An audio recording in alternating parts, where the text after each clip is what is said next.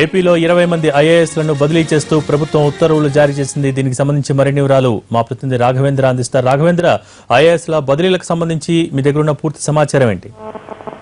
కొంతకాలంగా పరిపాలన పరంగా అవసరమైన మార్పులు చేర్పులో భాగంగా ముఖ్యమంత్రి చంద్రబాబు నాయుడు ఐఏఎస్లు బదిలీ చేయాలని నిర్ణయించారు. దీనికి సంబంధించి కసరత్తు కూడా పూర్తయింది. అయితే ఎప్పటికప్పుడు బదిలీలు అనేది వాయిదా పడుతూ వస్తుంది. అయితే కలెక్టర్ల కాన్ఫరెన్స్ ముగిసిన నేపథ్యంలో ప్రభుత్వం ఈ నిర్ణయం తీసుకుని చెప్పండి. లాంగ్ స్టాండింగ్ గా ఉన్న ఐఏఎస్ లను కూడా బదిలీ చేసిన పరిస్థితి. మరి కొంతమంది ఐఏఎస్ విషయంలో అంటే మంత్రులతో ఉన్న కమ్యూనికేషన్ గ్యాప్ అనేది పరిపాలనకు సంబంధించి ఫైళ్ల క్లియర్ సంబంధించి ఇబ్బందులకు సంబంధించి కూడా వాళ్ళు మార్పులు చేయడం అనేది కీలకంగా చూస్తే కొంతకాలంగా ఇరిగేషన్ శాఖ సెక్రటరీగా ఉన్న ఆదిత్యనాథ్ దాస్ ను ఆ శాఖ నుంచి బదిలీ చేయడం జరిగింది. ఇతర అంశాలకు సంబంధించి పరిపాలన అంశాలను కూడా పరిగణలోకి తీసుకొని పోస్టింగ్ ఇవ్వడం జరిగింది. మరి కొంతమంది ఇప్పటికే పోస్టింగ్ ఇవ్వని వారు కూడా ఉన్నారు. వారికి కూడా కొన్ని శాఖలను కూడా కేటాయించిన పరిస్థితి. మొత్తం మీద పాలనను స్పీడ్ చేసే అంశంలో భాగంగా ఐఏఎస్ బదిలీలు చేపట్టడం మనం అనుకోవచ్చు.